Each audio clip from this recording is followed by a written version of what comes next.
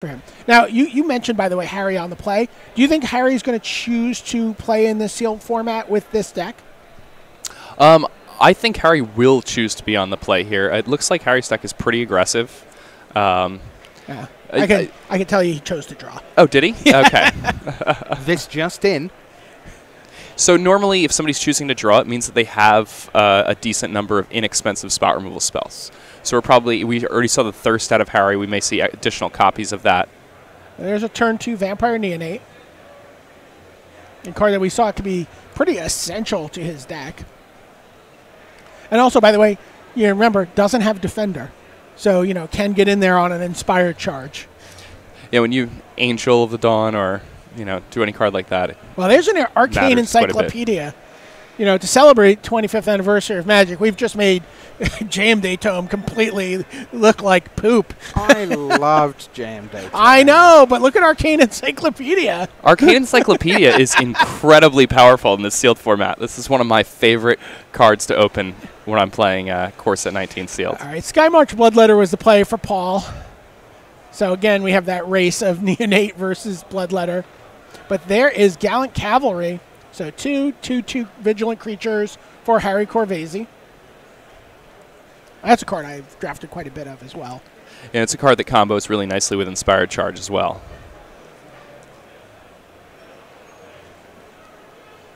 There you get a look at Gallant Cavalry. But Paul is able to just fly over for 2. He's got 5 mana. Can only assume a Vampire Sovereign will be coming down. Are they twins, by the way, in Gallant Cavalry? They look incredibly like identical twins. I think they are, yeah. Not the horses. Well, yeah, the horses. The horses are fraternal twins. I really like the Gallant Cavalry as a creature as opposed to being a sorcery like Call the Cavalry because it creates a number of synergies with things like Gravedigger and whatnot. Macabre Waltz. Exactly. But, Paul right now controls the air with the Skymarch Bloodletter and the Vampire Sovereign. And that Vampire Sovereign, by the way, again, a 3/4, just, Harry has to, be representing an attack. Oh, okay, well, I think what we're going to see here is while Paul's defenses are down, we're going to see the Thirst here. Nightmare's Thirst on the Skymarch Bloodletter, using the Vampire Neonate to make sure he can get that. I'm sorry, did I say Thirst? Yes. To get that up to a 2. So you gain 1 life from the Nightmare's Thirst, but he also gained 1 life from the Vampire Neonate, so he's able to take out a 2-power creature here. 2 toughness creature here. All right, but in comes the 3/4 flyer, and Paul's got more gas in the tank. It's a 4/2 Ogre, a Toke Ogre. Anaka. Anaka, is that how you say it? Sorry. But now Harry is able to just attack with his 2/2s. And Paul looks like does not want to get in the way of these. Yeah, and Gallant Cavalry really is one of the cards that matches up the absolute best against Anaka Ogre. By the way, after combat, here's that Mind Rot we talked about. So Harry is going to Mind Rot Paul. Paul's going to have to discard 2 cards. We see him get rid of a Luminous Bonds and a Mighty Leap. That is brutal. Wow. Now, to be fair, he's not casting either of them. Right, he does not have any white. Clearly just going to draw and play a Plains this turn. Can't quite see how many cards he has in hand. I'm not sure if those were the last 2 cards in hand, but here we see the Mighty Leap from Harry. This has been really good for him. Mighty Leap is going to just jump a Night token in the way. And then a poor imitation of the Flame Tongue Kavu. It's going to come down, but it's going to be enough to finish off the Night token that had taken 3 damage. So, yeah, nice little back and forth here between these 2 players. Yeah, Harry really grinding away and winning this card advantage game. He has the Arcane Encyclopedia going. Yeah, I mean, if this game goes long at all, this favors him. But the Volley Veteran was pretty nice there for Paul. Yeah. So something else that's worth noting here is Harry after choosing to draw, does have Mind Rots. So this is a card that I discussed as being a card that I really like when I'm on the draw in this format. And that was really powerful because even though Paul doesn't have white mana yet, at some point he'll draw it, and then not having access to something like Luminous Bonds is going to really, really punish him. All right, so Harry blocks the Volley Veteran with a Knight token. Abnormal Endurance is the play here from Harry.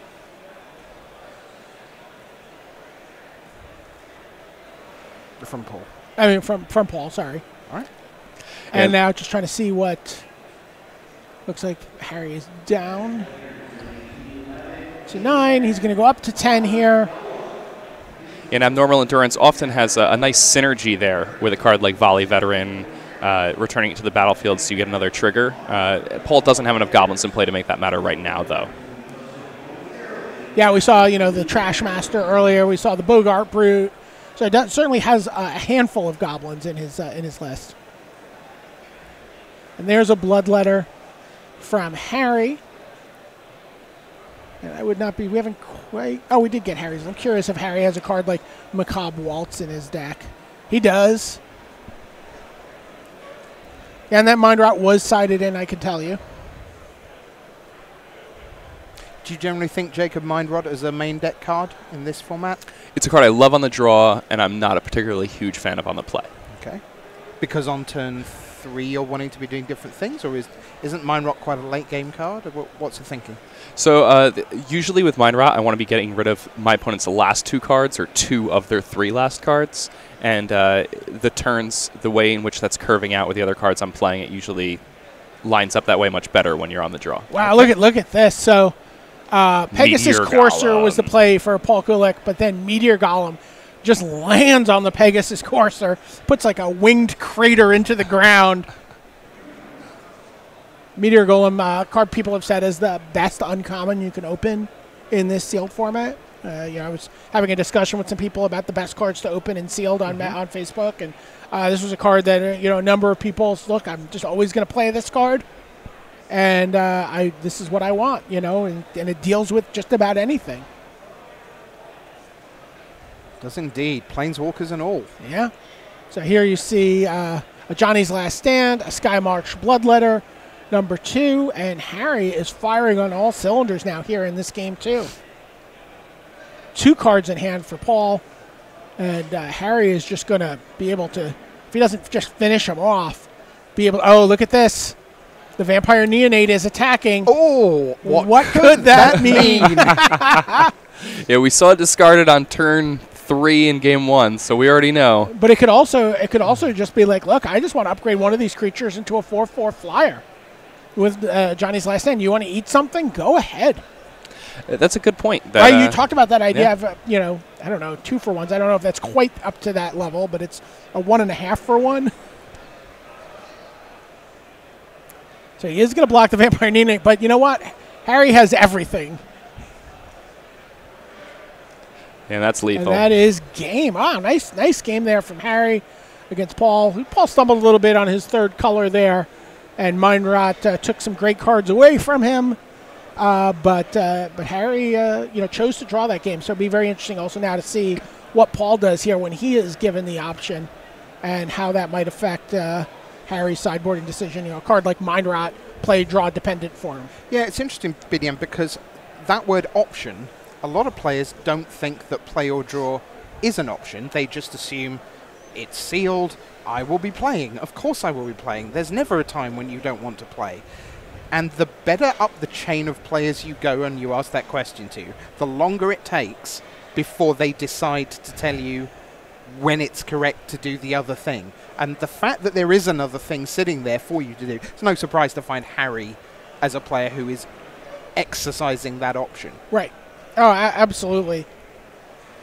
Incidentally, I'd just like to give a shout out to my local airport, who has now decided that if you drop someone at the airport, you have to pay to do so by entering an exclusion zone within 3/4 of a mile of the airport. Now, what are you going to do? You've got luggage. I think we can all agree this is an inspired charge on their part. Boo. So yeah, that's what I said. looking at Harry's deck list here, we finally got this in front of us.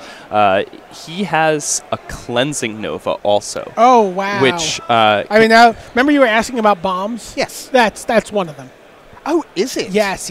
See, I think there's a fact or fiction coming later that says wrath effects in Limited are generally terrible and Cleansing Nova is no exception. Huh. Yeah, Cleansing Nova is a very nice combo with a card like a Johnny's Last Stand that Harry has also, because he can play that Last Stand, simply not block when Paul attacks him if his life total is healthy enough, and then he can clear up the board, and even though he tapped out to cast a card like Cleansing Nova, he'll be left with a 4/4 flyer just as a head start on rebuilding.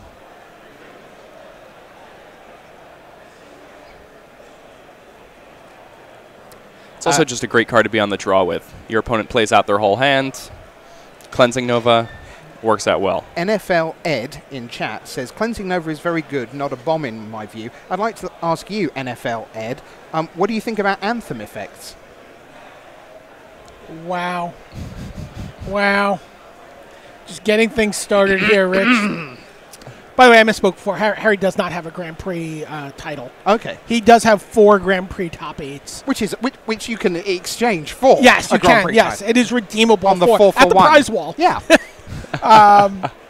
There was probably 5 years, though, like 2009 to 2014, where if you were at any limited Grand Prix and you walked over to the top tables, Harry would be like somewhere between table 1 through 5, deep into the second day of competition. His last top 8 was 2014 in Orlando. Right. And his first came somewhere in 2011. So there's all 4 of them came within like a tight 3-year window. Yeah, he's one of those players, and you see a whole bunch of them, but they're often not people we get to talk about very much, where they're clearly very good in that window where they've decided to devote themselves to the game. And then they reach a crossroads in life where they have to choose, am I going to go and be a marketing analyst somewhere? Am I going to go and build my own company? Or am I going to take the next step in Magic? I think of Matt Costa as a very similar player to Harry Corvese in the sense, he is a Grand Prix champion, Baltimore 2012. Costa, again, someone who clearly could see the pathway to true Magic excellence and chose, no, there are other places I can do even better for myself. So by the way, Harry's first Grand Prix top 8, quite an impressive top 8 pool. Harry Corvese, Florian Pills, okay, Florian, pretty good. Matt Nass, Pro Tour champion Yoel Larson, Max Tietz, who Jake and I are very familiar with from the East Coast PTQ and GP scene, Patrick Chapin, a Pro Tour champion, Lucas Musial, who I'm not familiar with, the only player in this top 8 I don't know, and champion Yuya Watanabe, who we were just talking about. Quite good. But 2011, so that's quite a top 8. Yep, no shame in making it into that company. So we're gearing up for game number 3. When we're finished here, we will bring you Time Warp Magic. We always get multiple matches for you every round, and there are 9 rounds today. 8 of them are before the cut. And then if you are at 6 wins or better, that's 18 match points, 3 for a win, 1 for a draw, none for a loss. Then, yes, that gets you through to day 2. But then if you are in day 2, you play 1 more round of Sealed tonight. So 9 rounds total will be here. Coming up in round 2, I'll be sitting alongside TJ Rogers in the play-by-play seat, and Pro Tour Hall of Famer Paul Rietzel will be with us throughout this weekend here in Sacramento. And he's also coming along next weekend to GP Minneapolis as we discover the world of M19 Sealed. So here we go again. Paul Kulik trying to decide what is he going to do with his grip. And Harry Corvese. Paul's already mulliganed once. Mm-hmm. And it looks like Paul put Harry on the play. Followed Harry's lead. Well, if you want to be on the draw, I'm not going to let you. And I think that's a perfectly reasonable choice. Yep. Looked like Harry kind of may have expected that. You saw him siding out cards and like, all right, well, I'm going to be on the play this game. Harry's deck looks very nice, taking a look at it here. Right? He has a Johnny's Pride Mate, which is an uncommon that I believe has never been passed, despite being a 2/2 for 2 mana in this format. Another card that does a lot of work with all the life gain synergy in Harry's deck. Possibly the sort of linear mechanic in the set that has the most cards you can find to exploited. I think I find it's easier to do like those life gainy decks, like with the Regal Bloodlord or the Johnny's Pridemate, and there's more payoffs for it than there are, maybe say, with the artifact. Yeah, or the synergies. Enchantment. Or with the enchantment. Yeah, I've burnt some play points trying to draft an enchanter deck. Yeah, the Satyr Enchanter. Yes. If you can draw extra cards, thus speeding up the pace at which your Psychic Corrosion kills your opponent.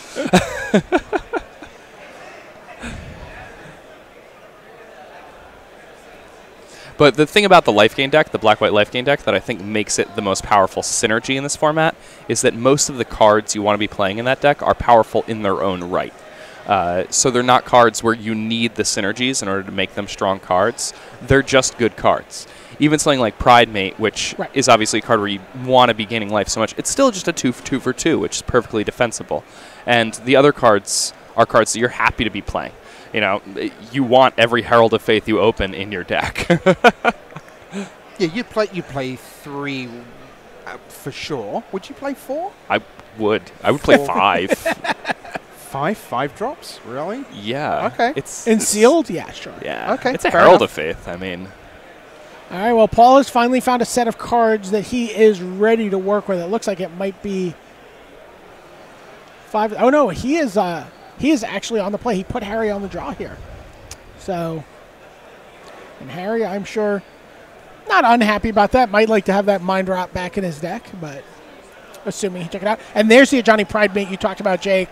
Turn 2, Ajani's Pridemate, and that can get out of hand, especially against an opponent now who's a little resource light because of a mulligan. God. And here we see the perfect curve out. No. Sky March Bloodletter. That's going to gain him a life. He's going to put a counter on the Pridemate, and he's going to swing for 3. That's 4 points on turn 3. Now, if I'm Raf Levy, sitting in the expert seat, I inform all the viewers they can go away and make a cup of tea because this one's over. It's finished. It's done. It's going to be very hard for Paul to. It's going to be very hard for Paul to come out of this. But you know what? We saw Harry in a pretty bad spot in game 1, and he almost climbed his way out. So there's a 3rd land for Paul. Let's see what that lets him do. Watch it be nothing. Quite possible in sealed deck. Again, you don't tend to play a very curvy deck. I mean, that's one of the interesting things about Harry's deck is he's got kind of a little bit of a curve. There's a Pegasus Courser.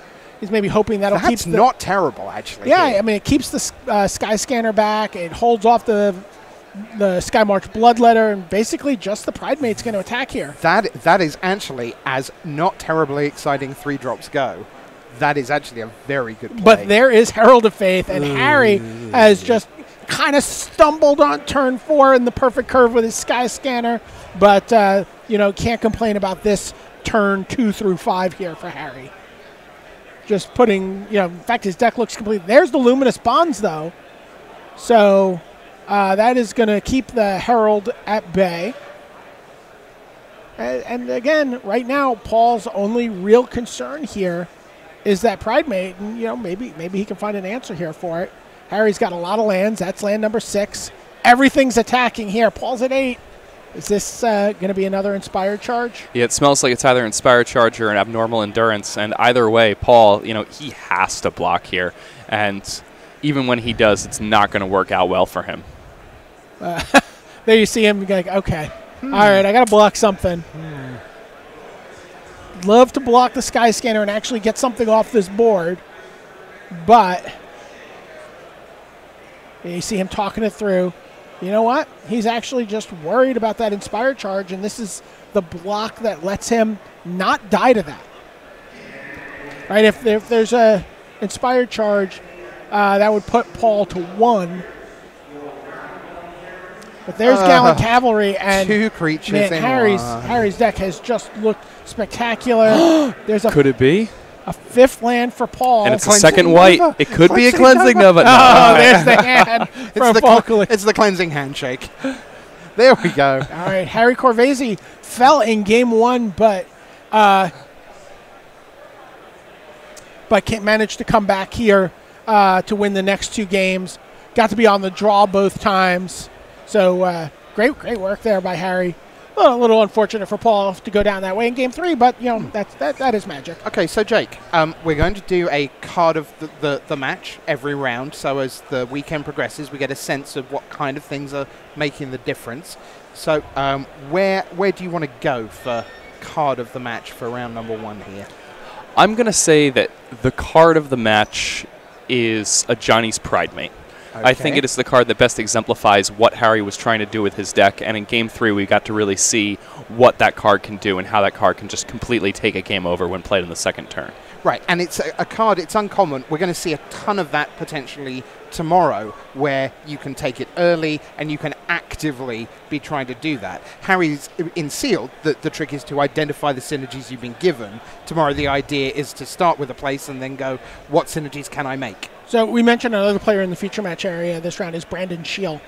And, Brandon, in addition to his restaurant recommendations that he posted for here in Sacramento, he listed the card he most wanted to open in M19 Sealed as being a Johnny's Pride Mate. Ooh.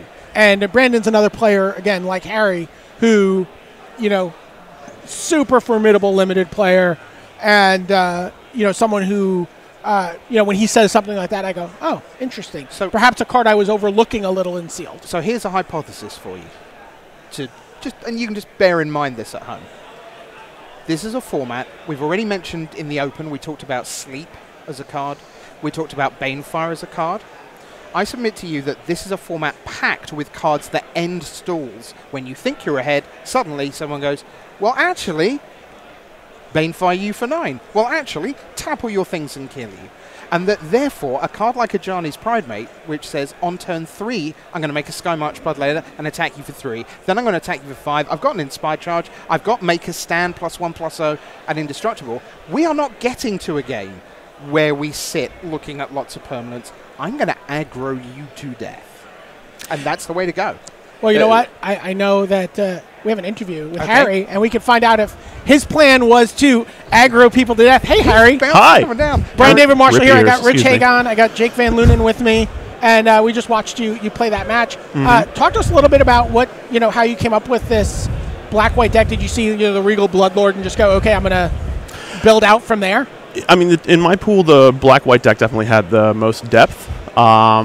There was a nice rare dragon that I had that I couldn't afford to play, and I did consider blue for a moment and green as well briefly, but ultimately I don't really hate any card that I have in my black-white version of the Steel deck right now, and then I've got a lot of depth out of the sideboard too. I've got some I built it in sort of a Game 1 fashion and then can board into some more controlling elements or anti-aggro elements depending on what I face, but really it was just about the depth of the colors. Let's talk a little bit about what you've just mentioned there, that idea of being able to change the deck a little bit in Game 2. We also noticed that you had that opportunity to be on the draw. That was something that you chose, and we were talking on commentary about a lot of players not actually really realizing that's a legitimate choice, and that I like it sometimes. It really depends on the situation. I mean, in Game 1, my opponent rained down 5 and 6 mana flying creatures on top of me in a 3-color deck with double-costed spells, so I boarded in a Mind Rot and figured it was my only way to get something done against cards of that quality. I certainly don't have anything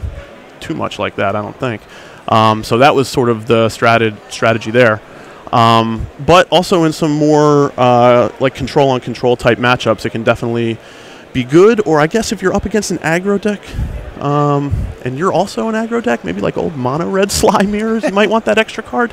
But a lot of people talk about it. Sometimes it gets overused, but I think in a spot like one you just saw where your opponent is just like getting a little greedy and casting some things that cost a lot of mana, and you've got really no way to deal with them once they hit the battlefield, you kind of want to see if they're going to mulligan their 3-color deck or not.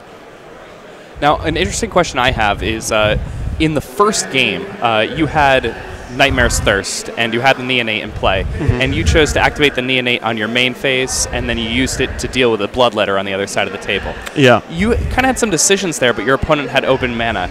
I remember you had the 2 Knights with Vigilance in play, and you could have attacked with both, and if your opponent had blocked with his Vampire Sovereign, then you could have tapped the Neonate and then used the Thirst to shrink, potentially dealing with the Sovereign with your thirst. Yeah. I'm pretty sure I made that attack, actually, and he chose not to block, at which point I figured I wanted to get the value out of the removal spell while I had the opportunity to. Just stupid vigilance. You don't always know when someone's attacking. I tried to slam my 2 fingers down on the card. I know I got large hands, so maybe things get blocked out a little bit. But yeah, so I was definitely thinking about ways to try and deal with the 3/4 flyer involving combat. Just didn't get done, and I felt like rather than wait around another turn and maybe take another 2 points in the air, I just kind of wanted to get rid of it then. But at the same time, Corey, it's been a long time since I've played competitive Magic. It might not have been the best. That's my question. I actually have my follow-up question here. What does this event represent for you, Harry? I mean, we were just looking at, you had a 3-year period where you were like a pretty regular fixture in the top 8 of Grand Prix. Been quiet for a little while now. What does this event represent for you? Are you trying to get back onto the Pro Tour? You're looking to have a fun weekend with friends? What is this event? The dream never dies, right? It never dies. Sometimes you got to make some life transitions to make sure that you can have the opportunity to pursue your hobby interests at a competitive level, which can be very, very difficult if you buy into that full time. Which is kind of where I found myself a couple years ago. Made an entry into the working world, and am now at a point where I can feel free to take some weekends. So this was a $91 flight, and had a golden ticket from Vegas. So I figured I had to get it done here. And you know what? I really love triple set limited formats when they're brand new. The learning curve can kind of play into the favor of an old timer. Yeah, I wanted to ask if that's really what I am. Yeah, one last question before we go. Harry. So tell me, what are you doing now? Because as I say, we haven't seen you for a little while, and I know that you've just moved around the country and just got yourself a new job. Yep. Moved out to actually, I went into the poker industry, which that path between professional Magic and poker is certainly well beaten. You've seen some guys, Eric Froelich, obviously, Ben Yu, Justin Bonomo. If you follow poker at all, this was the year of the Magic player. I feel like as far as poker is concerned. Right. So I made that transition to the industry side. Guys that don't have college degrees that are looking for good jobs that pay well, I would suggest going and dealing poker. You can make $30 an hour, and it's a great thing that people like us can transition into well, I feel like. All right, well, congratulations on round 1. We hope to see you again in the feature match area before too long and at another of these GPs. We miss seeing you around. Harry, congratulations. Sure, thanks. Hopefully I don't fade away. Okay, happy to talk to the big boys. Have a good one, guys. Harry Corvese there, underway with a win in round number 1 with his black-white deck. So what we're going to do, we're going to take a short break, and then we're going to queue up another match from the get-go, and we will take you right back to that after these messages.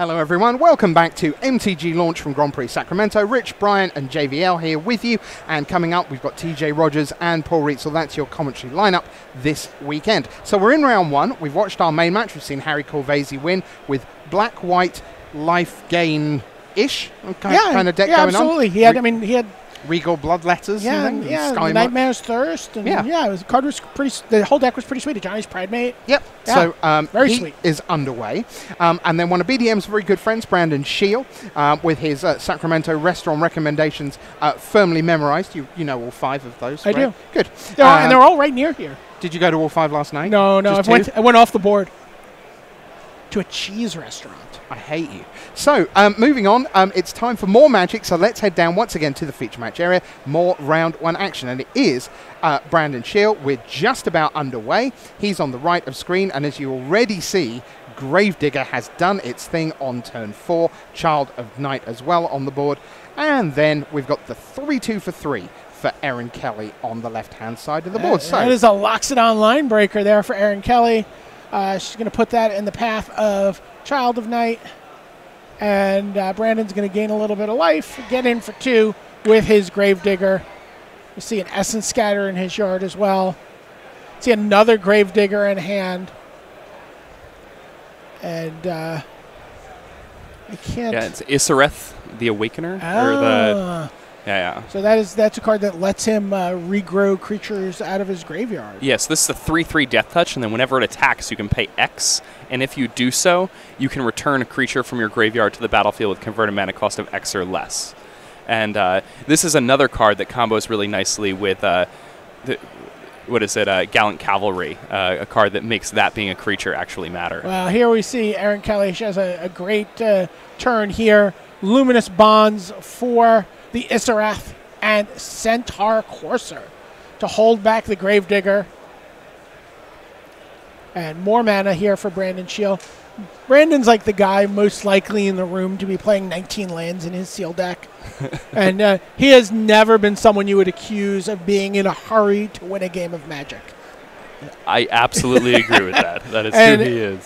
He is an incredibly patient, and not a slow player by any means. I just mean a patient player and someone who epitomizes what you talked about in the pregame, Jake, of that patience of just always looking for those 2-for-1s, just looking to get to some end point of the game where he's like, oh, well, I've got 5 cards in my hand, and you've got none.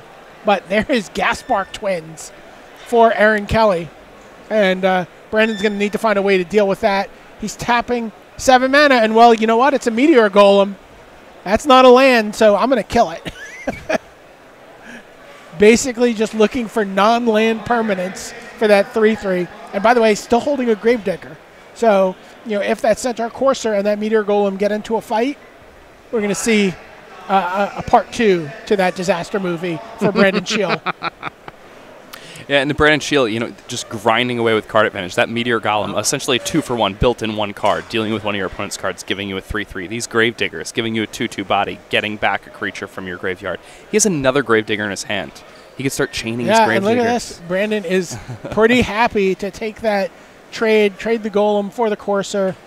We're going to see here, Erin has her own little card advantage engine. Not going to lead off with that, though. She's going to lead off with the Vine Mare. Hexproof. That card has been... I've lost so many draft matches to that card. But then she has a Dryad Greenseeker. And that's a nice little card advantage engine for this limited format. Yeah, great in the sealed deck format especially. So here we see Brandon grave digging back his Meteor Golem. And I don't know, don't be surprised if he Meteor Golems the Luminous Bonds here. Yeah, I think that would be a great play. I mean, once you get to start attacking with that Isareth too, it can create a lot of problems for your opponent, especially if you're able to trade off that Meteor Golem again. Here is Vine Mare attacking. And did Brandon pump fake the block there? Yeah, he did. He's like, ow. Yeah, take it.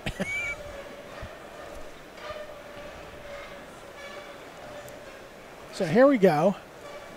Have we ever been in a room with squeakier chairs? No. There's just like 1,500 chairs going. We got another read of Meteor Golem here as it kills the Luminous Bonds. Still not a land. I'm going to kill it. and gets in with the Isareth and 2 Gravediggers. No mana to activate Isareth, but, you know, might as well just get the board going. And Dryad Greenseeker steps in the way of one of the Gravediggers, so a big 5-point attack there for Brandon. And Aaron's down to 9. Activates the Dryad Greenseeker. It's a land, so she's going to put that in her hand. Followed always by another one. That's just how Dryad Greenseeker works. All right, so there's Take Vengeance for the Isareth. Meteor Golem and Vinemare trade. And now we're left with 2 Gravediggers versus a Dryad Greenseeker. You can see why Richard decided to speed it up. I'm feeling if you're going to put Brandon Shield on the time walk, you're going to need to speed things up quite a bit. Okay. Just in general. What is our current euphemism for that? Is it deliberate? Deliberate. Considered? Measured? Thoughtful? Yes. Wary? He has a curated style of play. Curated. That's good. Bespoke. Oh, I'm sorry. Did I bespoke?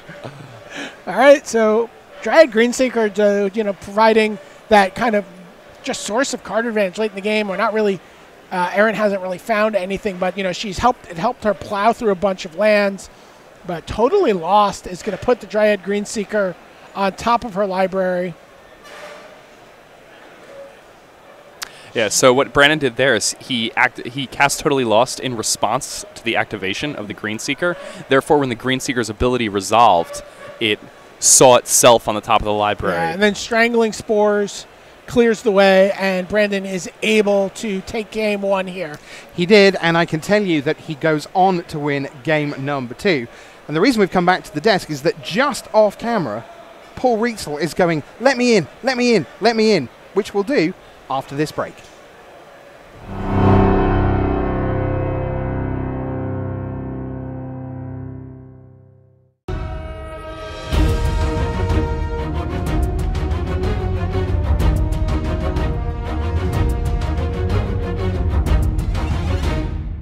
Fans are the people we want to hear because they are way more fans than there are Wizards employees, for one. And for two, they know what they want to see in this game.